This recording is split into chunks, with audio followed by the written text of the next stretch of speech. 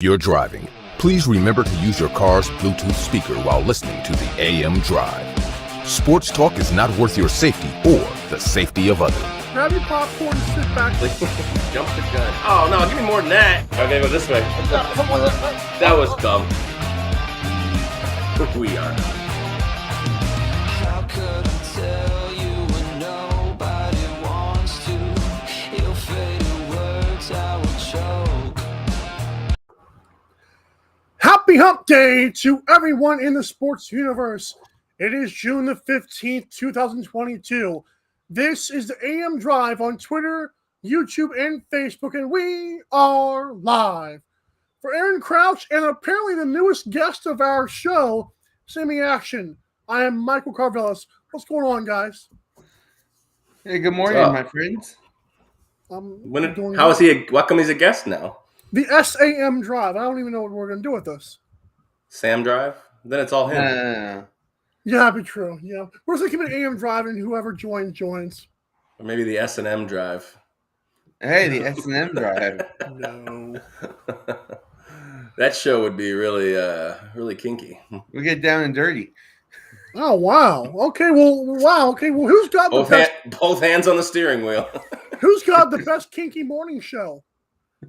The S&M Drive does. Woo! Come on, that's you too, man. Yeah, well, I know we got the best morning show. I rep it. You're finally repping it. You're finally repping the freaking hoodie. About time. Well, it's freaking 111 degrees today, okay? So not in your house, it's not. You should probably get that checked out if it is. Right. Fair enough.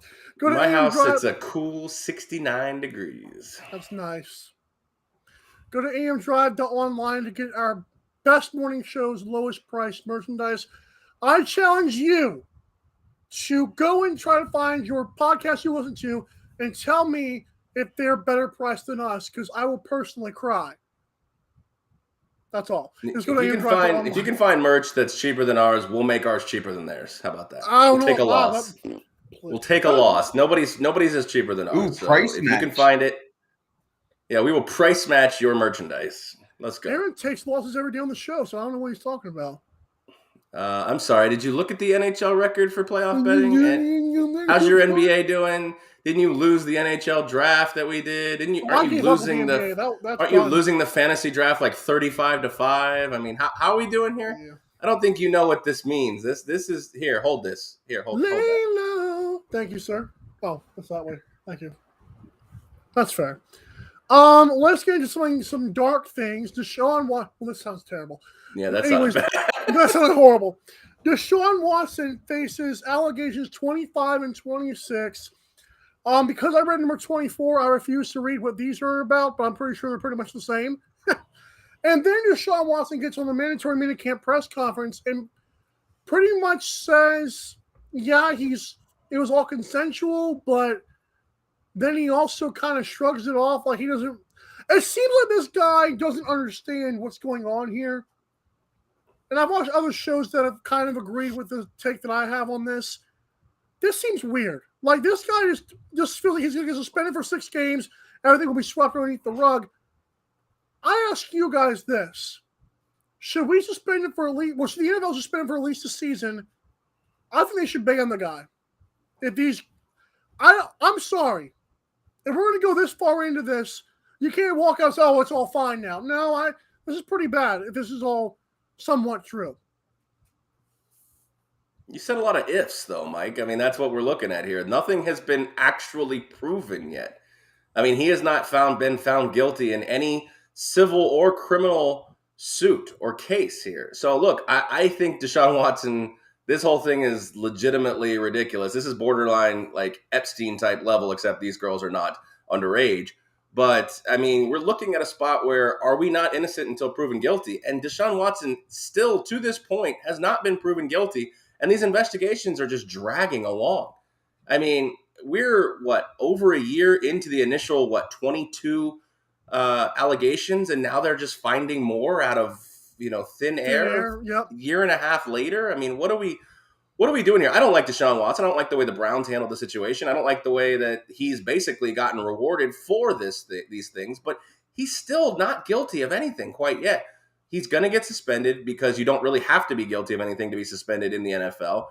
But, I mean, yeah, my moral compass says he should probably be out this season, but he's still, again, he's already missed one. So if you're looking at time served, whether or not he was theoretically suspended in that point, you're looking at time served in this spot on top of probably getting 6 to 8 games this year. And what happens if he is exonerated of all this? Like, we're going on a wild goose chase to tear somebody down. And frankly, I'm fine with it, but he still has not been found guilty of anything, civil or criminal, at this point. Say, before you go, I want to piggyback that by saying that I'm just going with what the masses tell me, because Twitter, even Aaron on his worst of the weekend was blaming the Browns. I'm just going with what you guys are telling me. Well, the Browns have been a terrible organization for even rewarding him for this. They have restructured his contract. If he's innocent, why does it matter if they reward him? Because he literally has been suspended theoretically for a year. I was the first person to say Houston should have ran him out there on the field. They should have made the NFL suspend Deshaun Watson. I think they played it poorly in that spot. Yeah. But he has not. I mean, the fact of the matter is because he is embroiled in such a situation that does put a black eye on the Shield, to reward him the way they did in fully guaranteed money and restructuring his contract so that when he is suspended, he doesn't lose any of it. And on top of that, to create a ripple effect in the league that now all these other teams now have to go with guaranteed money to quarterbacks that aren't as talented or probably aren't going to be as successful, maybe, we'll see, as Deshaun Watson is. They have created a problem for the league more so than just the black eye that Deshaun Watson has put on the Shield at this point. So that's why I have a problem with my worst of the weekend being – that's why the worst of the weekend being the Browns and Deshaun Watson felt more merited even before the fact that he is still not giving him anything just yet. Sammy, go ahead.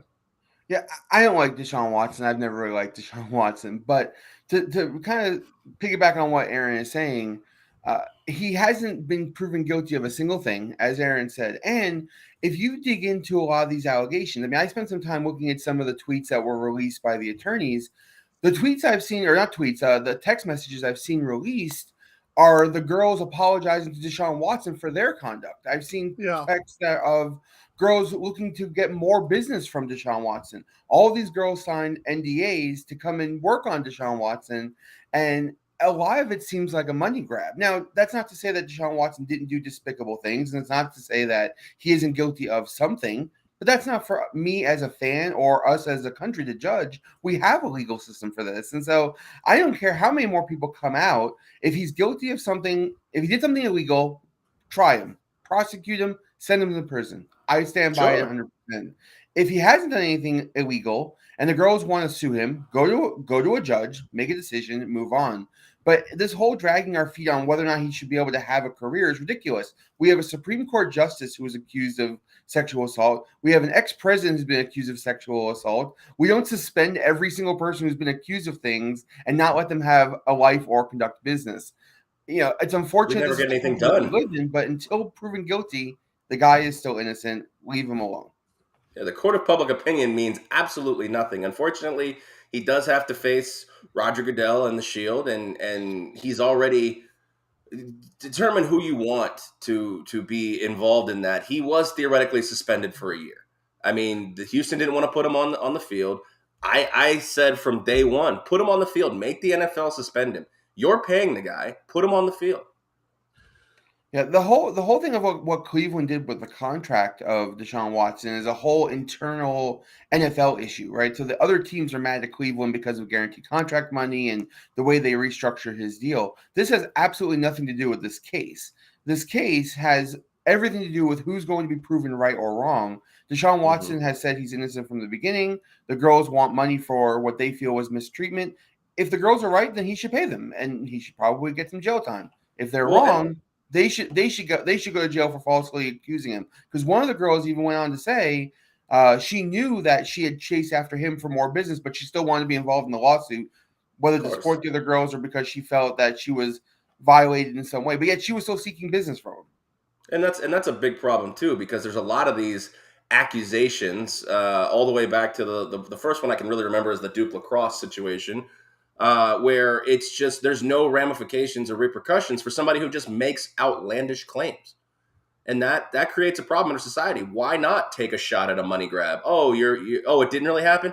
Oh well, no big deal. This is the world we're living in, and this is why nothing actually gets done. If Deshaun Watson is guilty, 100%, I'm on the train that Sammy's riding. Let's put him in jail. Let's make him pay fines. I mean, we're talking about a civil suit, and we're talking about preponderance of the evidence, where you basically only have to be tilted one way to make a ruling here. So with 22 or 24 women, 66 instances, we can't find the civil suit here after a year and a half? What's going on? I don't think there's enough evidence to do anything even in the civil suit. So maybe Deshaun Watson just isn't guilty. I know it sounds crazy. There's a lot of smoke and fire here, but maybe what he did was consensual. And these girls, some ambulance chaser came around and said, hey, let's try to get a payday from this guy. And now they're all kind of caught in no man's land. Well, I remember the midnight drive I told you that one time I said there's a bunch of sex parlors? I told you it was probably just some stupid thing. That's what I've said since day one. Well, he can't walk into a sex parlor and then, I mean, I'm not going to pretend to know what goes on there, but I'm pretty sure you negotiate some kind of an agreement. Yeah. That's so why would the team pay for that? This doesn't seem like that, though. This doesn't seem like that. This seems like he brought women to his residence. No, the Texans paid for a bunch of hotels. That's a residence, though. That's a residence. Yeah, but he's not out seeking shady massage parlors. They're being brought to him. I mean, show me a text message, and I want to see them. I'm not saying that they didn't exist. Oh. Show me a text message that says, Deshaun, I don't like the way you treat me. I never want to do business with you again. Show me a text message saying I felt violated by what you did, and I think it's disgusting, and you should go to prison. All I've seen are text messages the other way saying, Deshaun, I apologize for my conduct during our session. I'm more professional than that. And hey, would you like to do more business? So if he's guilty of all these things, I'm okay with him being punished. Just show me, or stop talking about it. Put up or shut up. Right. Now, Sammy, you know a little bit about law, and I'll wrap it up here. A request for a sexual act, where does that cross a line? Consensuality, I mean, really is what we're talking about. I mean, in the end, two consenting adults can pretty much do whatever they want within certain reasons. Sure, but if you go to a massage parlor, and again, this is all hypothetical, and you request a sexual act from the woman or the masseur, and she says no, and that's the end of it, does that fall under the grounds of sexual assault? No. It might be harassment, but it has to be up to her to determine that, right? No, it's not even it's not even harassment. I mean, in the end, it's lewd conduct. If you push the issue and she feels uncomfortable, but that's not in itself a criminal offense, at least not a felony criminal offense.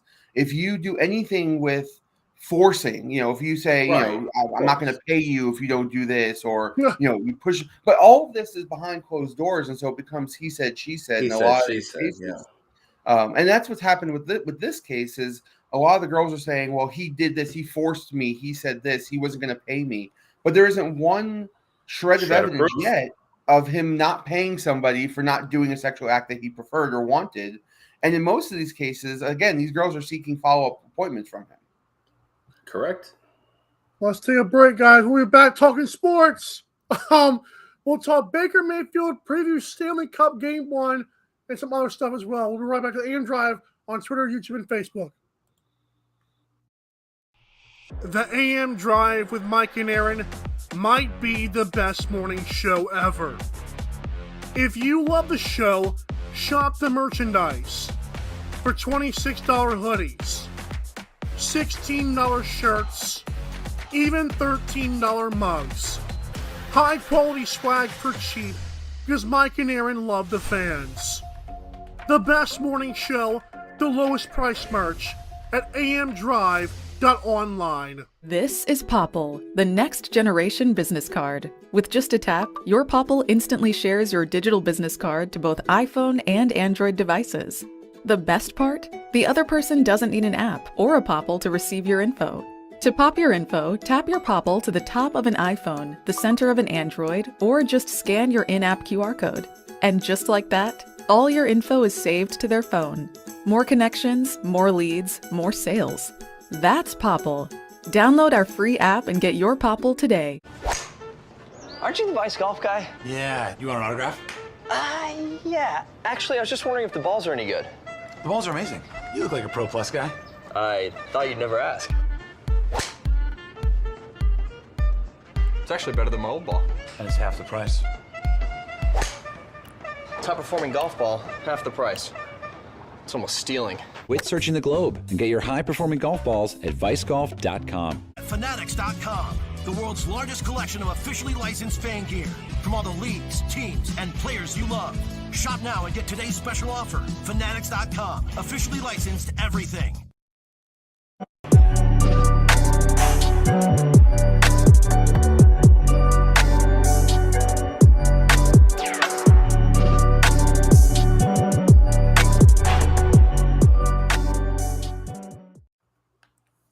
For the best in sports team apparel from every league with daily deals, including today's deal, free shipping on $24 or more, you've got to go to MikeandAaronDrive.com and do what, boys? Yeah, click the F. Yes, sir. Click the Fanatics logo. And when you do that, the entire Fanatics experience is at your disposal. Please be sure to click add to cart times 1,000,000 whenever you're buying. It can even be memorabilia. And again, free shipping over $24 today by using the code of 24SHIP. I believe that's the code once again. Go to MikeandAaronDrive.com, click the Fanatics logo, support the show and your team and us. Gracias. Come on, Aaron. Oh, so late. Lordy. Hey, speaking of Lord, have a Lord Stanley Cup. Stanley Cup Game 1, Lightning and Avalanche. I know that Aaron has the Lightning in 5, but he says Game 1 goes to Lightning. Sammy has Avs in 7. Well, you have Lightning in 5. Oh, I'm going to make sure I said that right. Right, but Sammy, Game 1 goes to Colorado. Yes. Sammy, you've got Avs in 7, but Sammy, who do you think wins Game 1? So I haven't done a lot of research in the history of hockey, but normally if a team rests too long, they don't play well in the playoffs. That's been the history in other games, in other sports. So I'm going to assume that this is the easiest game for Tampa to seal in Colorado. But, plus 150 looks like a nice price to me. I might be betting Tampa tonight, but I do think Colorado will win this series in the long term. Aaron? Yeah, I think Colorado. To me, it really depends on who starts and in goal. It's kind of a weird conundrum to have right now in the Stanley Cup Final. Pavel Francouz is rocking the hot hand, but you went out of your way to get rid of, in my opinion, the Vezina Trophy winner last year in Philippe Grubauer to go get Darcy Kemper. So at this point in time, Jared Bednar. I mean, this is what you did at the start of the season. You went to get Darcy Kemper, and he has said he is ready to go if called upon. So it's such an awfully awesome situation to be in if you're Bednar. You have two capable goalies. But that being said, even if you go with Darcy Kemper, I think the Lightning are a better team with Kemper in net. The left-handed goalie versus the right-handed goalie. You have a lot of Stamkos from The Office and the power play there. Well, guess what's there? Guess what that glove side is? That's Francouz's glove side. I don't like that. So let's put Kemper back in. However, I do think the Avalanche get some kind of weird 3-2 overtime win here in Game 1. Ooh. I'm going to go with Tampa wins Game 1 for the same reason Sammy did. I know Aaron said that he believes they're a rest versus rust team in Colorado. I just feel like even though Colorado to me looked more physical against Edmonton still out-hit them. And to me, that's a problem if I'm the Avalanche against the Lightning. Lightning, to me, skate a lot slower and probably on purpose because they're more rough and tough and they're more consistent. They're more professional. I just feel like the way the Lightning play, they're bigger. There's going to be a problem for Colorado. I think there's a sweep. But I think Game 1 is going to be a big determining factor of how good Colorado is. And we haven't seen them against this juggernaut that is this dynasty. Well, we've talked before about, speed versus strength, and Colorado is clearly the faster of these two teams. I mean, they're the fastest team in the league. We're going to see very quickly if that speed translates to goal-scoring opportunities and the ability to put the thing in the thing. Other than that, every other intangible, I think, goes Tampa's way. So they have better goaltending, they're better toughness, better hitting, more organized, overall. They've been there before. They know what to expect. And, I bet Colorado, as I'm sure you guys have heard me say before, I'm rooting for them. But I am quite worried about this matchup for Colorado, despite being the much faster team. I know you're rooting for your bet, Sammy, but part of you is just rooting for Tampa Bay not to be the champion, I think, a little bit. No, Because no, that might be. I like dynasties. I'm okay with it. I know, but I know you guys know that I'll be 3 more months of insufferable for you guys. Insufferability. I like when my friends are happy. You have me pegged a little wrong here. I'm happy if you're happy. If they win, I'll be happy. You've picked against them every series so far, so because they're slow. I try to pick when I watch hockey. I try to pick the fastest team because that seems to win, and they've been the slowest team. They find other ways. Who was the fastest team that won a cup? Nobody. Vegas. I think when Vegas played Washington, Vegas was the fast team. They got destroyed. The last 3 years, Montreal's been the faster team. Dallas has been the faster team. They got crushed. I mean, I know that's recent history, but everybody says that. Oh, the faster team. I mean, I don't get it. The faster team can be bodied into a corner, no problem. Cale Makar. I'm going to take the under on 5 points in Cale Makar in the series.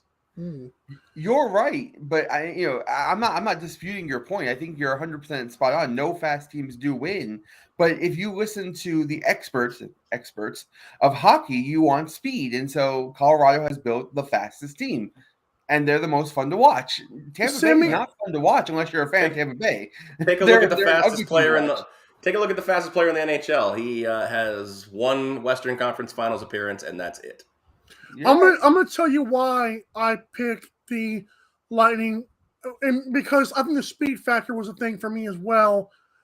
I pick them on sports quickly, and I know I'm tooting my own horn here, but I pretty much could tell in the Oilers series, even though I feel like the Avalanche were better, the Oilers still got some of theirs, and I thought I know it was McDavid and the whole crew, but I'm like, something isn't right. I feel like Lightning could get theirs and still just completely stop the Avalanche all at the same time. I feel like the Avalanche, the fact that they let the Oilers hang around as much as they did, although it was a quick series, I still feel like, man, something about that speed is gonna come screeching to a halt, man. They're gonna be out of control. I'll tell you, there's 3 guys that will control that in the series, and their names are Killorn, Sorelli, and Hagel. Watch that line. They'll be up against the top line with McKinnon and Rantanen. I heard Braden Point might play game 1. Well, that's the other thing. If you're looking for speed, Sammy, if Braden Point's 100% healthy, he's a tick slower than Connor McDavid. So if you're looking for speed, Tampa Bay's got it as well. Nick Paul's another fast guy.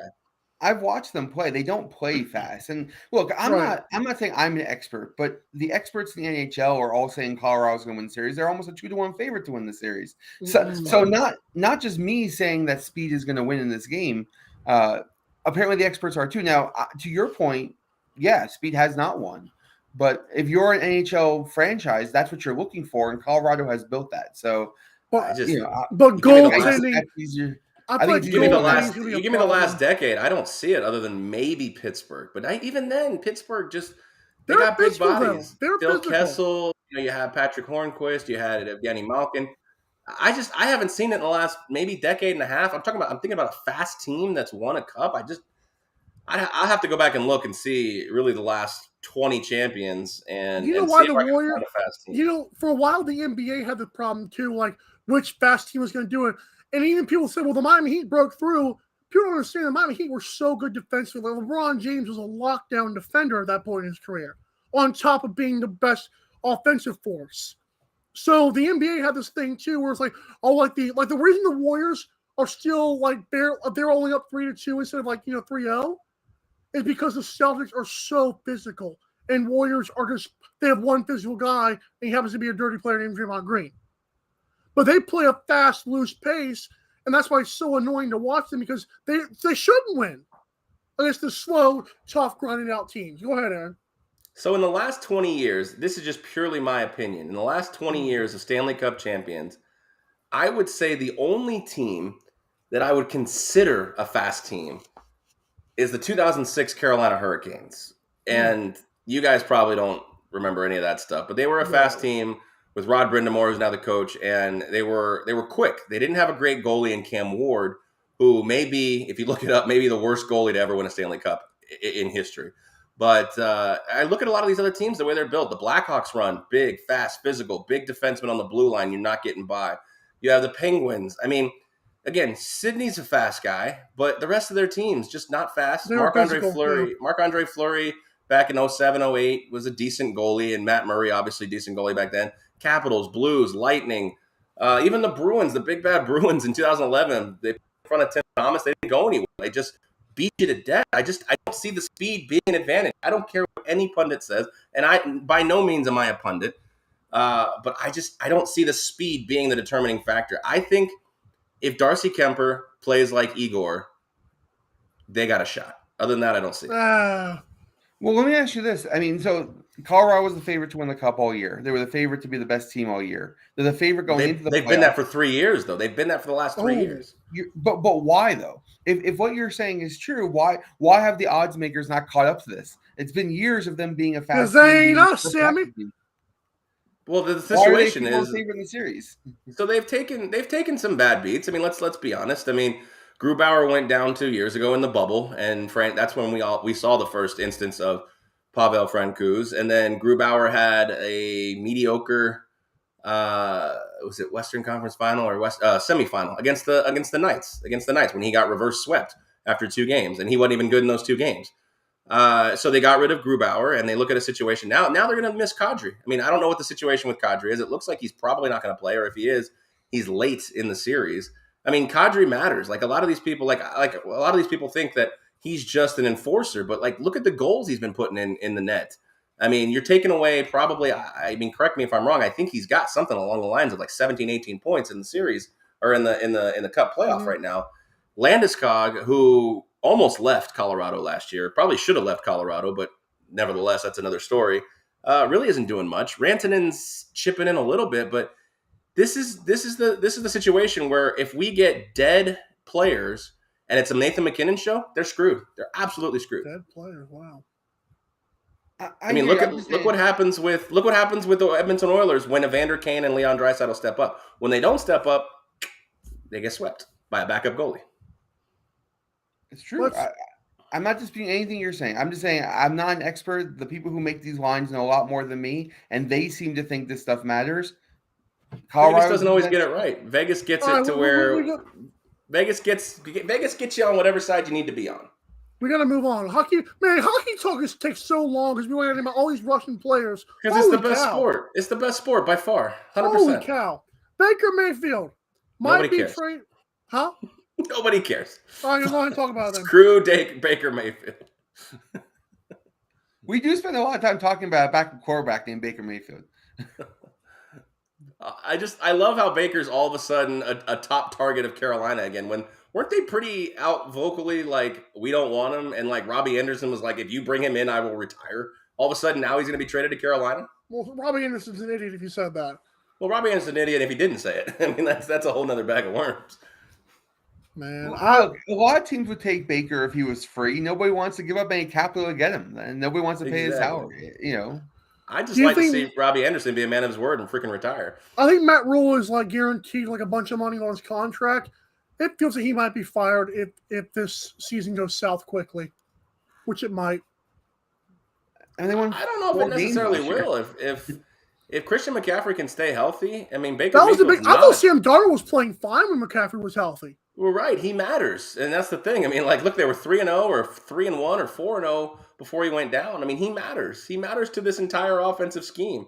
Like, let's not pretend like Christian McCaffrey is just some throw-in running back. He's not. And I think Darnold is better than. I think Darnold is Baker with legs. No. Like they both. You think that Baker passes the ball way better? Because I don't. Not way better, but he can't be much worse. I don't believe. He also had a torn labrum last year. I mean, that's a little different. In his left shoulder. Yeah, well, you still need both shoulders to throw. I don't know if you've ever thrown a football with just one shoulder. I understand that, but like, somebody tells me that Sam Darnold is a better quarterback than Baker Mayfield. My question right now is why is Cleveland even considering trading him? Let him sit. Because he's not going to play. Don't care. Let him sit. You might need him. He's not going to play. He's not going to play for them. They have to pay him. Deshaun Watson might. He's already said that. So pay him. You guys have no shot this year. If you don't have Deshaun Watson, might as well go back to Baker. But the fact is, he's already said very clearly he doesn't want to, so it doesn't matter if they pay him now or not. Well, the Carolina Panthers already said they don't want Baker Mayfield, and yet here we are. So, again, if Baker Mayfield sits there long enough through minicamp and realizes, hey, this is my opportunity to shine to go get the big boy contract, I'm going to play for Cleveland. Look at all the weapons around me. I'm going to go to Carolina, and Christian McCaffrey's going to be hurt in 3 weeks. DJ Moore is the weirdest up-and-coming superstar I've ever seen. And Robbie Anderson doesn't want to play with me. So why don't I stay in Cleveland, see what happens, and maybe I can be the king again. If Baker wanted to force a trade, all he had to do was show up to minicamp. Because if he starts making it uncomfortable at their minicamp, they're going to be forced to make a move much faster than they are. This voluntary exclusion of minicamp actually prolongs the pain. I mean, do you think the Cleveland Browns really want to go into the season with Jacoby Brissett and their big time quarterback getting suspended? They have no choice because Baker ain't gonna do it. Well, you say that, but again, the season changes things as it gets closer and closer. Ironically enough, I think Cleveland has an option to void Deshaun Watson's contract. I believe that they still fall into the parameters of harmful conduct to the franchise. So there is actually a way out for them if they want it. From what I've read, there's no interest in it, but they have it. And as long as Deshaun Watson's suspended, paying Baker Mayfield doesn't matter. Because Deshaun Watson's suspension doesn't have anything to do with the salary cap. Didn't they restructure his contract so he basically get paid nothing while he's suspended? So then Baker Mayfield, Baker Mayfield's salary fits right in there. I think he's 22, 23. I think he's going to end up starting. I think he's going to end up playing for the Browns. I really think he's going to end up starting maybe week 1 for the Browns. Baker's the biggest baby I've seen in football. That's a whole different. I don't think so. I think he looks at it because what's the trade deadline? Week 8. If Deshaun's suspended for 6 and he plays 6 phenomenal games, and say this team's 4-2 or 5-1. They're not going to. Why not? I mean, there was a year. Because it's Deshaun Watson. What is it? What is this? Deshaun Watson suspended. But you're saying you're basically saying there will be an argument if Baker plays out of his mind. I don't care if Baker plays out of his mind for 6 weeks, he's got the best trade value right there. Trade him to a contender. Oh, that's fair. I thought you were they have a starter dispute. No, well, you got to let me finish what I'm saying. There's no interseason trade of a starting quarterback that will start another team. He won't be a starting quarterback once Deshaun Watson comes back. But there's no interseason trade where a player who's the starter all season long and then gets traded to another team. Because you have to learn playbooks, right? You have to gel with other players. Did you watch this offseason? Anything is possible. You're right, but that won't happen. Aaron woke up in a bed of flames. The Cleveland doesn't care. What you're saying is funny, and I don't think it's funny. I think it could be legitimate. I mean, say Carson Wentz goes down with the Commanders. Say Sam Darnold goes down or stinks it up. Or say Seattle is just 0-6 and they're like, hey, let's go get Baker Mayfield and let's spend 10 weeks getting this guy ready to play in 2023. Like, these aren't outrageous claims. I mean, yeah, he might not get traded to a contender. He might not get traded. I mean, anything is possible. If Kyler Murray goes down. I mean, I understand that the playbooks aren't that far different than everybody. I mean, some playbooks might be a little bit wrinkly, but I mean, look, I can trade Baker to Seattle in week 6. And if Seattle's 0-6, who cares what the playbook looks like? Football is the most rehearsed sport we've ever seen, right? These guys spend hours upon hours, day after day, practicing rehearsal for where people are going to be and how they're going to be there, what plays are going to look like, what looks receivers have to give quarterbacks to know when they're going to cut early. Like, all of those things take time and trust. But if you're 0-6 in the NFC West, you got plenty of time. You're not making the playoffs.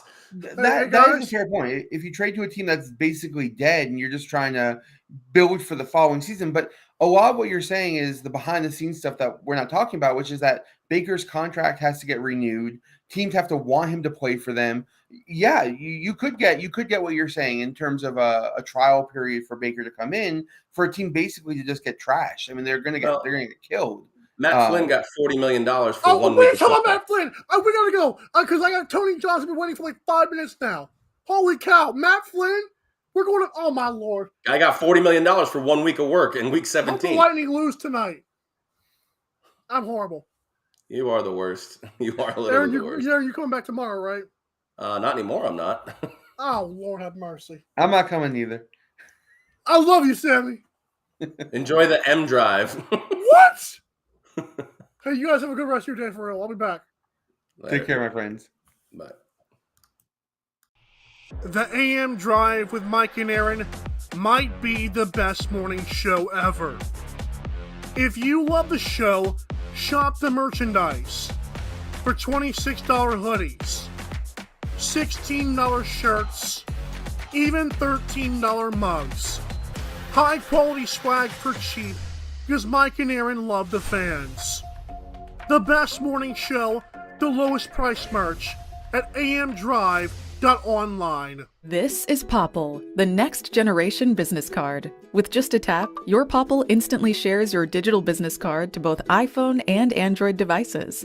The best part? The other person doesn't need an app or a Popple to receive your info.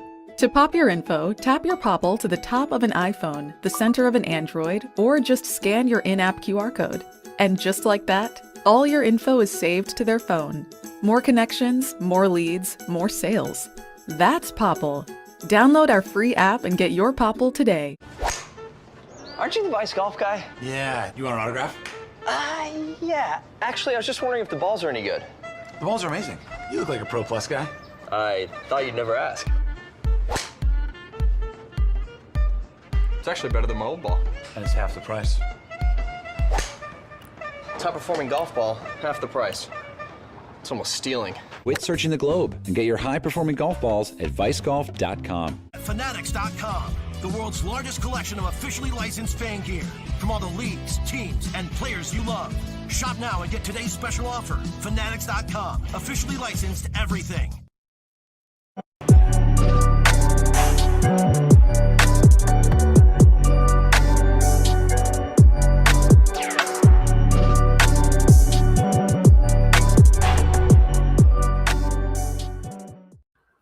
Finally, someone who doesn't talk a lot. What's up, Tony Johnson? Mike, how you doing? It's good to see you as always. I'm horrible. Okay, it's good to see you too, man. We haven't had you on in a while, and frankly, I'd say golf has gotten more popular since you last saw us. Oh, I'd say so, yes. I mean, maybe not for the best reasons, per se, depending on what line you stand on, but certainly it has been one of the main sports in the news for months on end, which I don't think we can ever have said in our lifetimes, at least, for sure. Unless this was part of Tiger Woods, but even that had its even time so. I run don't. out. Yeah. Yeah, I don't know if it's been like this many weeks in a row. It seems like it was unending. Top flight stuff. But yeah, glad to get to another major at least, and hopefully a lot of the other stuff is kind of rested for a bit because this is one of the big events of the year. Let's get into the U.S. Open first before we unlock the other stuff, because Phil Mickelson is playing in this, which we'll get to, of course, later with that. But I know you obviously have some bets. You also have a new thing you're writing for medium.com/Tony Johnson 29. So let's talk about that first, and then we're going to get into all the stuff you're looking at this weekend. Yeah, so I decided to finally get going on the writing train yet again. It's one of the things that I really love to do, and I do a lot of journaling and stuff at home and things along those lines. But just sharing some stuff and at least my thoughts and feelings on just on sports in general. And we're gonna have a long time. We did this a little bit with the old Vegas Squares site, where I'm gonna run some bets on a weekly basis. Almost near daily when we get to the football season, so I can follow along with everything that I'm betting. I'm going to give people a chance to at least put everything out there before the event starts, of course, so they can if they want to bet along or just follow along, and we'll do the record, and it's going to be stuff that I'm actually playing myself, and I take it really seriously. So I think that'll be a lot of fun. I've talked to some other creators on the site about things that we can do, so I think it'll be a good time, a nice little side project, just what I need. Tony's making moves. Love to hear it. And you are a professional sports bettor, so obviously there's credibility to yours. It's not just some guy writing on a website. It's Tony Johnson 29 on medium.com. It's got to help. Absolutely, and have some fun with it. There's this theory that sports betting is kind of in far reaches. The people that actually make money, nobody wants to talk about anything, nobody wants to do anything, and it's all hush hush statistical analysis. And I wanted to kind of bring it to the forefront that that's just not the case. It can be fun. It can be an interesting thing. It doesn't always have to be, statistical analytics type of boring stuff. Because again, it is some of the things that I enjoy. It's still not everything, and still watching the game and understanding, what's going on. I think can go a really, really long way. Just to have some fun with it, because it should be something that if you want to do well at, you should enjoy it. There's very few people, I think, at least in the sports betting realm, that they really don't enjoy sports if they make a living at it or if they make money at it. You really have to have that love and desire and passion. And people don't understand as well is that sports betting, a lot of times it's against the grain of what the masses think. Like me and Aaron are talking about the hockey thing and like how we think the Lightning are just going to win it easily. And sports bettors said, no, not so fast, pal. So it goes against the hype, and sometimes the hype is a little bit far-fetched. Absolutely. I mean, you can make a good comparison to maybe the stock market. One of those things that the old buy low, sell high type of thing, the yin yang, zigzag. We see it in the NBA all the time. With teams that that win loss, back and forth these series go. Sometimes it can really behoove you to sort of be on the other side of the coin and be a very contrarian player. Good example here is, the Steph Curry numbers, have gotten so high for his player propositions as the games have gone on. And so there was a really, really good spot starting, I think, in the last game. And there will be going forward where, even as the points per game, like he was in 31-32 at a lot of sites last week. And that's tough. You got to make a lot of threes to get over, in the 30-point realm. And he just wasn't able to do it. He's going to have off nights and things like that are going to happen. But that real number is probably 27, 28, what his points number should be. When it gets to the low 30s, that's where the spots are. And it feels so uncomfortable. He's been so hot, but that's the stuff you got to look for, I think. One of the player props I had was like Steph Curry 31 or 30.5 points, like you said. I said under. Yep. I thought it was like 29. I was going to sweat it. I was like, oh, I'm good. I'm good. That's exactly the bet. That's exactly the type of thing. And that number's not going to change. He's still going to be around 30 or 31, probably on the next game on Thursday. So, yeah, it'll be interesting to see. But, yeah, just evaluate the game and go forward. And it's a lot of fun. So, for sure. One more thing before golf. I think Draymond Green was like a 21.5 points, rebounds, assist.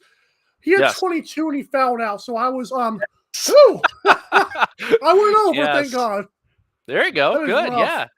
Yes. Oh, he's had a rough series, but at least a turnaround for you in that game for sure. And I think we've seen the worst of Draymond Green. Before he will certainly, I think, heat it up as no matter how long the rest of the series goes. It looks like he's back into fine form. Hear that, listeners? We got golf, hockey, basketball, everything, football, everything's here. So let's get to U.S. Open. Give me some of your thoughts for this weekend. I know it's a huge event, and obviously PGA does not run it. But how are we feeling about the U.S. Open this weekend? Yeah, so, a USGA event, that when they take over a course, they're going to make it as difficult as possible. Depending on the weather conditions and how things go, it's really always an interesting thing. Now, the difference this year, I think, than we've seen maybe in a few previous years is this course they're playing at the Country Club, Brookline up near Boston, Massachusetts, is not nearly as long and not nearly as demanding as some of the other courses we've seen. So it's still only a par 70, but just 7,260 yards. It's about 200 to 300 yards less than on average than we've seen the last 3 years at the U.S. Open. So wow. I do think that will create a bit of a schism here. We've seen pretty much it become a bomber's paradise in these last 2 or 3 U.S. Opens at least. In fact, you can actually go back 10, 20 years. The U.S. Open has really become a bomb and gouge type of event. And I think this week it's going to be really, really different in the sense that a lot more players are in the mix. Greens are extremely small here as well. Averaging only 4,300 square feet, which would be the second smallest green complexes on the PGA Tour this year. Wow. So, yeah, it becomes, in my opinion, more of a target golf type of thing. Got to try to hit fairways, have to try to at least hit the green. Anywhere on the green is going to be good. Again, when you get these really small green complexes, it becomes less of a hitting at a pin versus just hitting it on the green and giving yourself a best chance to make a putt. So, I've taken a bit of a different stance than I usually do in this tournament. And again, we'll see how it progresses, but that's kind of the main spot where I'm at. We're also going to see a lot of wind, which is a little a little bit uncommon for this area of the country, actually. But Thursday through Saturday, I think they're going to get gusts into the low 20 mile an hour range, at least in the afternoon, all 3 days. So and golf balls this big. Scoring is going to be tough for sure. So hopefully they're ready with a lot of golf balls, because even in hitting in some of this big fescue rough, which is very common in the Northeast, it can be tough to find balls. There's spotters and everything out there, but it will not be easy. So I'm really, really looking forward to this week. That's awesome. So before you go on your bets, you got Bryson DeChambeau is a power golfer. We want guys that are more fine with their game, that are refined, right? Yeah, so I think what you saw Bryson do at Winged Foot, where he just basically took over the course and dominated. And actually, in the top 10 that week, you saw 7 or 8 guys that were in the top 25 in driving distance that did really well in that U.S. Open. So that's kind of the example of where we're going to see a very, very different approach here. I'm not quite sure it's a Kevin Kisner money type of thing, where the really short hitters can win, but. Guys like that we've seen recently that would be known, like Corey Connors, again, not the longest hitter in the world, but an incredibly good ball striker, a really good quality guy around the greens.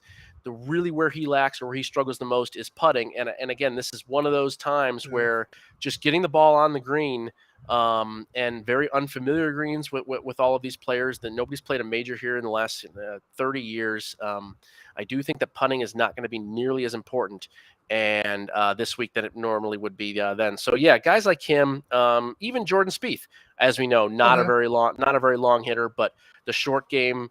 Anytime you miss a green in an event like this, guys like Spieth that are just masters and wizards around the green, and how well he's been playing so far this season. His ball striking very improved. He's top 10 in all round tee to green. I just that type of player, I think, more so than, as you said, the Bryson DJ type of players, which I don't think it's just not going to be as good of a fit for them this week. What about Rory? I mean, I know Rory's been kind of hot, and he's been having some, like Aaron says, the hot later rounds, but he just won. And it's got 2 wins this year. That's the toughest part, right? It one of those things that I have a friend, who does a lot of betting as well, and he thankfully already made his bet a couple of weeks ago. But like, how can you back Rory now? He just finished with a 62, a back-to-back winner in Canada, and now you got to back him as a favorite here around 10-1. It's just, with the field as stacked as it is. That's the problem, Mike, is it's really, really hard to back guys. And again, nobody's going to be negative, with Rory. Obviously, the fit's fine. It makes a lot of sense. He's playing great. He's in form. But again, trying to just find guys with numbers that are reasonable that we can get something at, it's tough. It's not a guy I'm going to necessarily fade because, again, I don't want to, jump in front of trains here, players that are playing this well.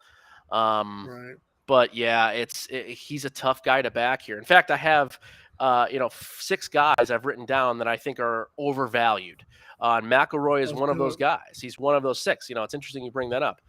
There's another one who's finished really well last 2 or 3 weeks is Tony Finau. Finally gotten his putting around, and he's got 3 top 10s in his last 4 events. But where his numbers are and where it lies, and his record at the U.S. Open is quite abysmal. Again, I just think he's just overvalued here. Justin Rose just had a really, really good finish as his numbers have plummeted down. And as a guy, he can't really win on difficult tracks anymore. He's just not that kind of player anymore. Billy Horschel just won a couple of weeks ago at the Memorial, finally broke through again for the first time in 4 or 5 years. He's been playing extremely well this year, finally gets the win. I think we're going to see some pullback from Billy. Maybe not intentionally, but for somebody like Billy Horschel to be 40 or 45-1 in a field that this strong, these aren't good numbers. The real number for Billy is probably 70 to 80-1, and you can only get 40, 45. Yeah, it's that type. Sometimes it's best just to avoid certain guys. Like I've talked about this with Aaron and with you guys before. Is knowing what not to bet versus knowing what to bet can be just as beneficial. Staying off of something, just as beneficial. So that's the stance that I'm taking. You got to be responsible. And I think what you mentioned, although it is shorter, it's going to be difficult because of the wind. It's going to be difficult because the greens are so narrow. So you're going to have guys that are really just on point. And like I said, Rory, that's a good point about Rory being, because now he's kind of like a front runner. Can he handle the pressure? He, at one point, was going to be the best golfer since Tiger Woods, and then fell flat on his face. Yeah, Finau led most of the Canadian Open. He did. That's right. It's exactly it. And he's a guy that can't close. We've seen Finau over the years, only having 2 wins to his credit is, for the talent that he has and the amount of times that he's, as you just talked about, he's gotten in contention and hasn't gotten the job done. If you're making, win future bets, you have to, it makes to note that you need people that can finish, and Finau has not finished.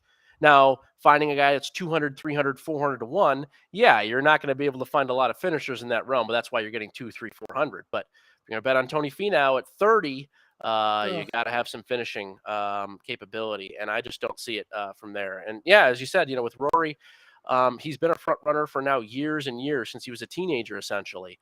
He's got 21 wins on the PGA Tour and, multiple majors. He's obviously had an incredibly successful career.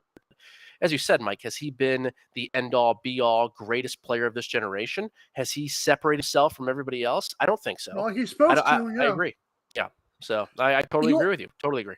You also made a great point about, I'm looking at your U.S. Open bets, like your best one Sure. as well, but you made a good point about like the betting like 35 or 40. On the surface, yeah, that sounds pretty good, but when you, like you said, if you're looking at he should be 80, you're kind of like, that's kind of, the 40 is kind of bait there. Correct. You don't want to take the bait. No. I mean, yeah, it sounds nice to get anything from 30 to 40 to 1, but if the true odds, if the real number, should be a lot higher, and there's a lot of ways we can get to that number, and that's for a totally other show. But yeah, I mean, you just can't do it as much as you want to.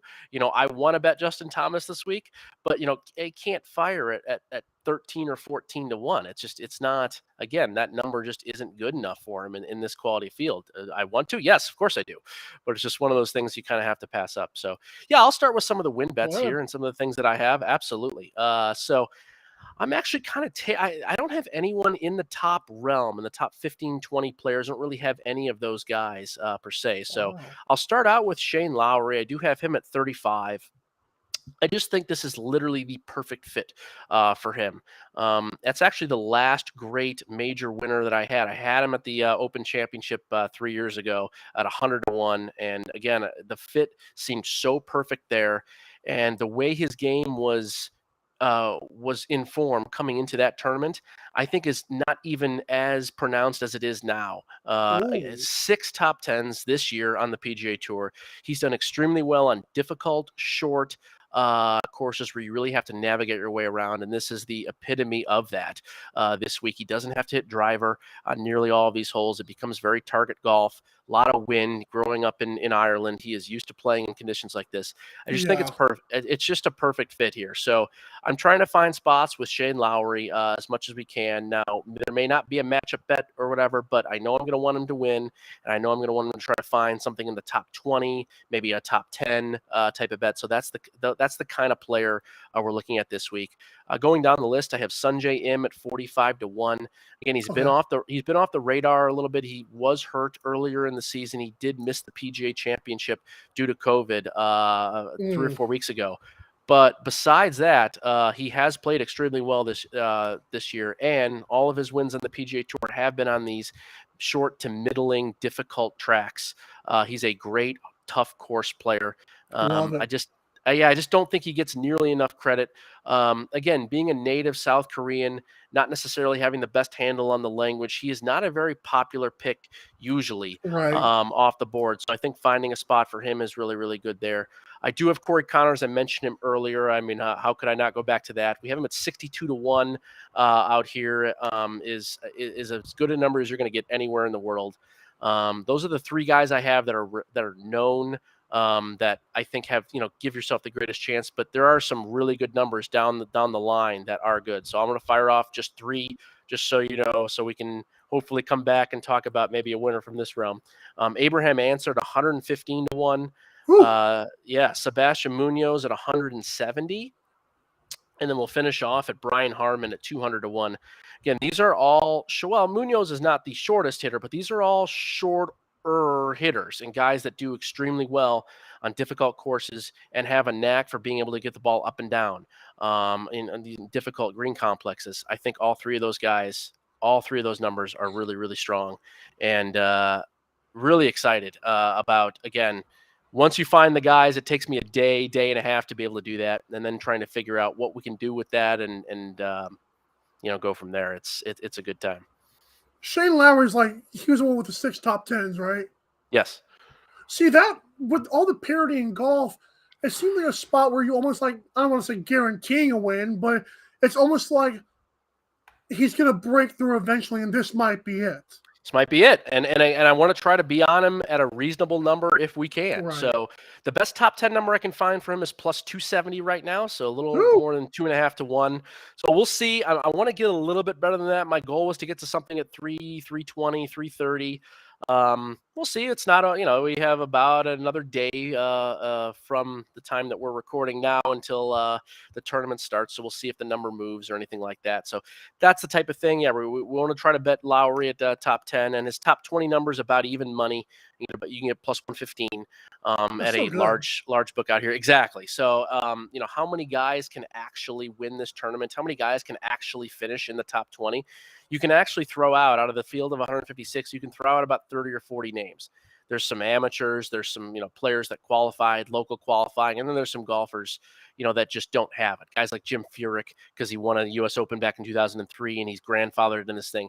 He just doesn't really have the capability to finish in the top 20. So, that top 20 number really isn't reticent of the entire field. It's really only reticent about 120 players maybe or so. So just trying to find guys and spots like that is the whole goal. I have a question for you about the age of this whole thing. This I don't know why it's popped in my head, but the golfers you mentioned, are they all under 30 or are there some older ones that you mentioned? Yeah, so actually most of them are in the older-ish range. Brian Harmon is well into his mid-30s now. Munoz is like 29, I think. Answer and Sanjay M are still relatively young. Sanjay I think he looks older than he is. Sanjay, I think, is only 23 or 24. But Shane Lowry played for a while, it seems 30s. like. Yeah, that's exactly right. I mean, Mike, because he plays nearly every week. He's one of those guys. He's an Iron Man type of guy, and we just keep seeing his name on leaderboards, and it feels like he's been around for a lot longer than he has. But I think he's only 24, 25. But yeah, Shane Lowry's into his 30s. He finally broke through, I think, at the age of 29 himself in the British Open. That was, 3 years ago now, before the pandemic. So yeah, he's in his early 30s.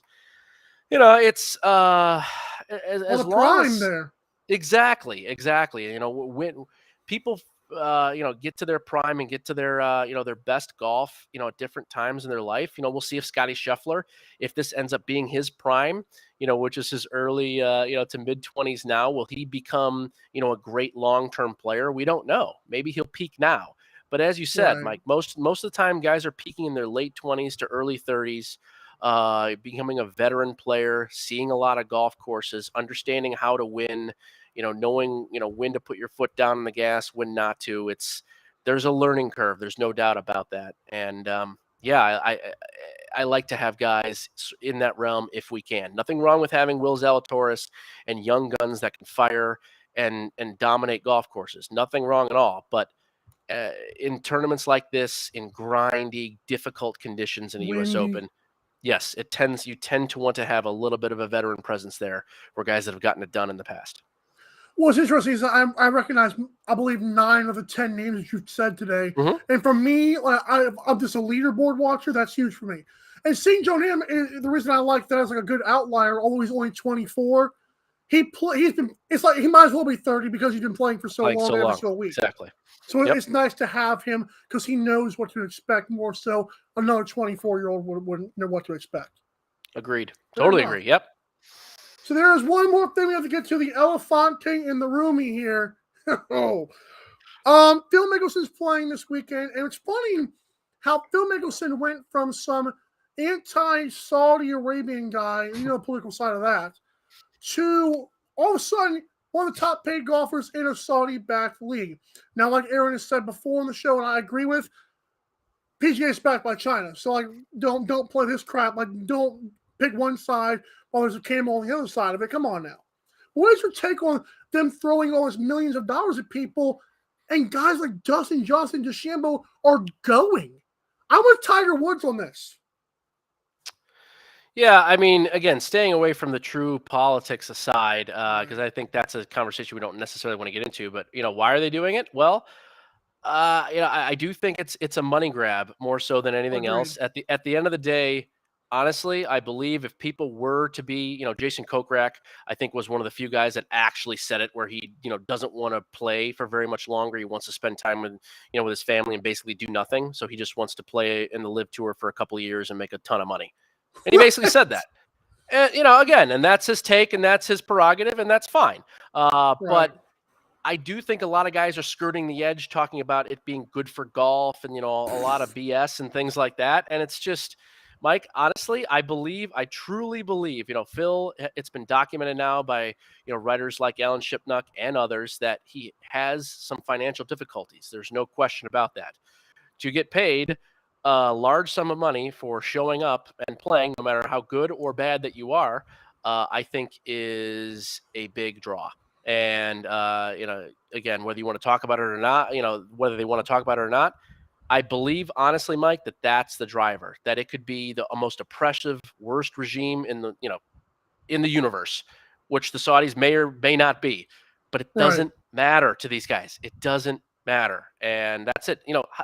Why is Taylor Gooch going to play in this tournament? He is in his mid-20s, an up-and-coming, very good player. He's a top 30 player in the world, and he could become one of the greats. Taylor is really, really talented and really good. And he has potentially foregone his membership to the PGA Tour. Right. And why would everyone's, he's one of the main guys that a lot of the insiders have questioned, Taylor Gooch, why? He's up and he's only won, once too. So like he hasn't even won a major. Like, why would he do that? Well, there's a big guaranteed payday there. I believe that's what it is, Mike. I think it's, at the end of the day, pretty simple for a lot of these guys. I really do. To me, that takes away from the entertainment value. And I'm going to tell you why. People like to say, well, you're like, I'll get off my lawn guy. I'm going to tell you why. In the NBA and the NFL, they still have to compete.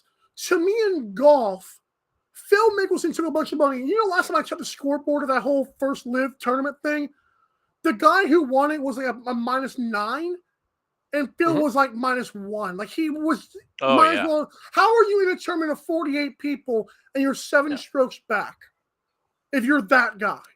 Exactly. You just don't want anymore. Like you said, you're showing up for nothing. That's it. That's it's showing up, get his 200 million or whatever the case will be. Right. He's obviously going to get paid, whatever they get paid for finishing 20th or 30th or whatever the case is, and he'll make his money. He's 51 years old. Mike, since crap. Yeah. Yeah. I mean, well, won the PGA, last year, but like it's that was an anomaly. It was, and he's reaping the dividends of this. I don't think he would have gotten a 200 million guaranteed from Liv if he didn't win the PGA Championship. So certainly, I think that's the payoff and that's the decision. And again, I know we just talked about some of the stuff in regards to sports betting and gambling, but you made a mention of it a little bit. If there's no control and if you have issues, and it's well documented that Phil has extreme gambling issues. Yes. Money doesn't grow on trees, and you can have he's made up-teen millions of dollars in his career, but if it gets spent or if it gets lost, he has 3-4 kids and a wife, and I'm sure a lot of expenses. They add up, and this is the easy way out, and it's sad, as you said, and it's depressing, and it's unfortunate for the fans and for people like us that love sports. And we have this great thought that golf was on an upward trajectory, right? And now you have this go south now. Potential great schism, with another tour that's backed with billions of dollars, and it can be like Amazon. They can lose money for years and years and years, and if that's what they want to do, and if they don't care, then that's what is going to happen, because there's going to be more people like Phil and DJ and Gooch and Kevin Na and all these guys. There's going to be more people that keep defecting. The longer this goes on, and maybe it'll go on for a while. Nobody made money at Amazon, for 12 years, in that company. They're a book company. Yeah. I mean, that they intentionally lost money for years. Yeah. And a lot of these they're a book big app. time That's tech all they companies. That's it. So if that, you have to go soon, or how are we feeling? I'm feeling good. Whatever. However you want to do it. We're not up against it like we used to be, because you got my mind going crazy right now. So, like, with the Saudi golf thing, it's almost like it takes away, because if you're taking Bryson DeChambeau's and Dustin Johnson's, who, if we're fair at this point, if they're only in it for the money, I guess we don't need them anyways. but those are such big names. Right. It's almost That's the like, what problem, if PGA's going to suffer so much from this? Yeah.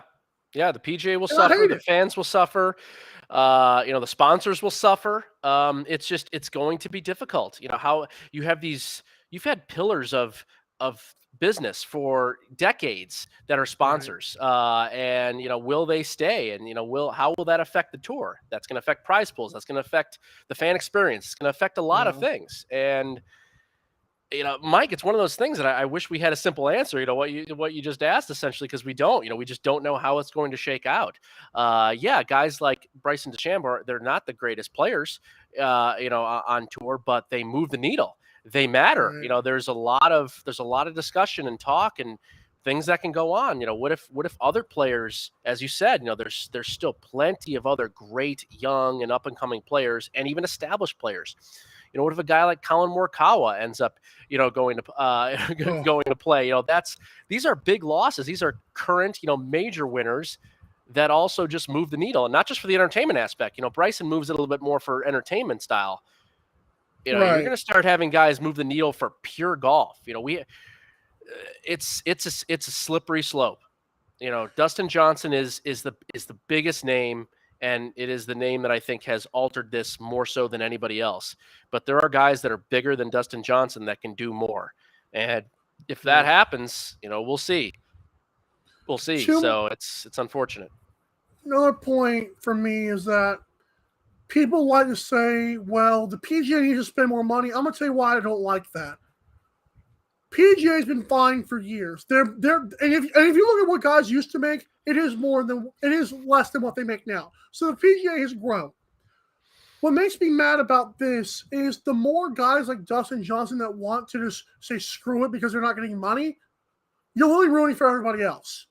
Because now you're not there to sell tickets. And so now the prize pools do become less because you wanted money. The answer should not be PGA, pay us more.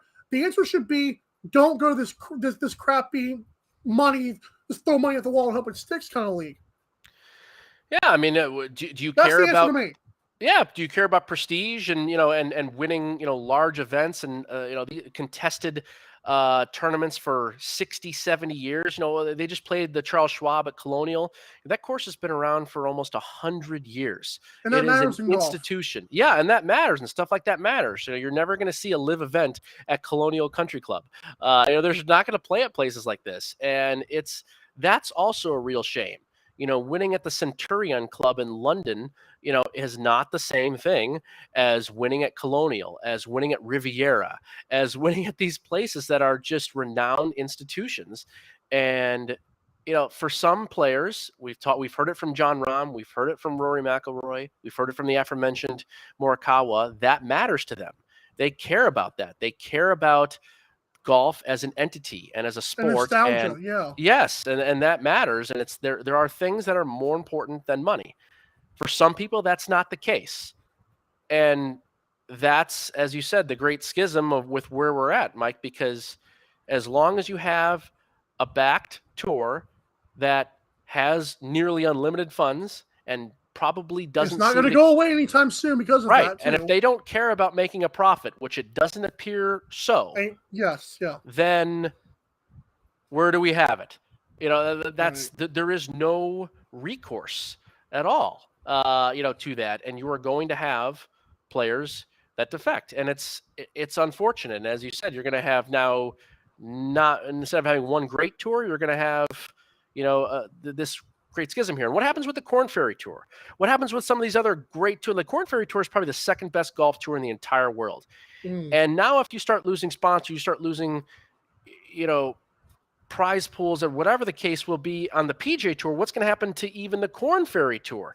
That they're going to struggle to stay afloat. And that tour has produced so many great winners, major winners that have come through on the Korn Ferry Tour on their rise up in rankings and their rise up in the golf world. And the fact that we're going to lose potentially that is also a scary thing. It's one of the things that's not talked about very much. But I love the Korn Ferry Tour, and I love watching the younger players, as they are on their rise, or veterans that have done well and now are trying to build their game back up, and to see guys come back and win. Guys like Ryan Brem from earlier this year, Had been toiling on the Korn Ferry Tour for 4 or 5 years, gets a couple of starts, is on his last start here on the PGA Tour and wins in the Caribbean. And now his life is forever changed. And we're just not going to see stories from the Live Golf Tour. These are there was no excitement. There was nothing there in this tournament last week. And yet you have great stories of Ryan Brem and all of these first-time winners and guys that can extend their life and their career, and we get to follow along. We get to see Ryan from age of 22 after he graduates college. And if you watch college Jordan golf, Spieth, which I really enjoy, or Jordan Spieth, great example. That was a great. The reason why I know him is because right after college he won the Masters, and now it's like we all know who Jordan Spieth is now. Right, exactly it. And we don't get those stories if this goes the other direction. You don't get that stuff. You don't get that feeling. We feel like we know Jordan so well, and it's a shame because you feel like you get to know guys. I know he's from Texas and he's a good old boy. That's fantastic. I love it. Yeah, but you hear him talk to Michael Greller, the caddy. The mics are over there to pick things up. We know how weird he can get over certain shots. We understand, like, we've gotten to know him for 4 or 5 years, and we love him for it. It's gotten in the way before, right? Yes. And that's what makes this whole thing really, really good. Is you get to know these players and you get to follow along in their journey, and it becomes a part of you. And that's what makes sports so great. Is that it becomes your journey too, and you're not gonna get that journey. We're not going to see that, on the Live Tour, and it'll take away not only from, I think, golf itself, but it becomes a knock on sports. It becomes it's all about money, and and if that's really what it is, we've seen that with other sports. Right. Yeah. And we've seen this happen with other sports where, other tours come up and other things happen. We saw it with IndyCar back in the 80s when they split. We've seen it with Formula One in Europe. We've seen it with boxing. They have what, 5 sanctioning bodies now? There was one for 70 years in boxing. There's how's 5 boxing done the last 30, 40 right. years? That was the biggest sport in the United States for decades. And now the last 30, 40 years, it's an afterthought. It's a footnote. Right. And you have an undefeated guy, and people don't even care. They don't even care because nobody fight. They don't fight the best guys. They're not. It's just it's a horrible situation. We saw it with IndyCar. Again, I was barely alive for the start of this or whatever, but that was by far the biggest racing group in the United States. The reason why NASCAR was not there. Thing. Yeah. The reason why Indy 500 is a thing is back then. Michael Andretti's of the world. Exactly. And then they split and they have a big schism. They lose sponsors and all of a sudden NASCAR takes off and that becomes a thing. But that wasn't the case for 20, 30 years. And people don't realize that is when you get these things and these issues at the heart of the sport, it hurts the sports themselves. It doesn't just hurt the players or, what have you. It hurts the sports themselves. And we've seen it time and time again. And, that's the scary thing about this is we don't know how it's going to finish, but it's not off to a good start. Yep. Right. One last thing I'll say is I want to give credit to Tiger Woods. I said this last week or Monday on the show, whatever. He was one of the guys like Rory. I don't know if you saw the quotes, but he was like, it means something. They offered him apparently like some high 9-figure salary according to like Greg Norman. Like the cream of the crop. Yep. And more than Tiger's ever made. And Tiger said, who cares? Yep. I love that Tiger and Rory, who are still technically bigger names than Dustin Johnson. I love the fact that they went out and said, screw these guys. I love it. I agree. And how many of those guys are left, Mike? That's the question. I was just talking about that with a friend. How many of those guys are there? How many Tigers, McIlroy, Justin Thomas, John Rahm? These are guys that we're really confident that are never going to defect. They've said this numerous times over and over again. This is not what they're about. How many are there, Mike? We don't know. And that's the thing is that I don't know how many there are. I don't know if Victor Hovland is a potential guy. I don't know if Colin Morikawa. There's a lot of guys we just don't know. And it'll be interesting to see because you see people's true colors and their true, feelings and what beliefs. They want to, or do you want to win or do you want to, or are you just here because you made it and now you're good? I don't like it. It's fat. I know. And it's unfortunately something we're going to deal with for potentially years down the line. We don't know. We don't even know who all the great players will be in 3 to 4 years. There's guys in college right now, I'm sure, that'll be some of the great players in 3 or 4 years. And where will that all shake out? We just don't know. Sport is the best of the best. If you're going to throw a bunch of money, hope it sticks it on a wall, it's not sports anymore. It's just money. Yeah, for sure. Totally agreed. I'm going to end the show here, and I'm going to talk to Tony afterwards, but we've had a great show. We were an hour and 15 minutes today. I'm excited. We've been doing these little 40-minute shows, so thank you, Tony, for helping me and keeping me going here. That was awesome. Thanks to Aaron and Sammy earlier, and we'll see you guys tomorrow, whoever's on the show. I know I'll be. Thanks, guys, and thank you, Tony.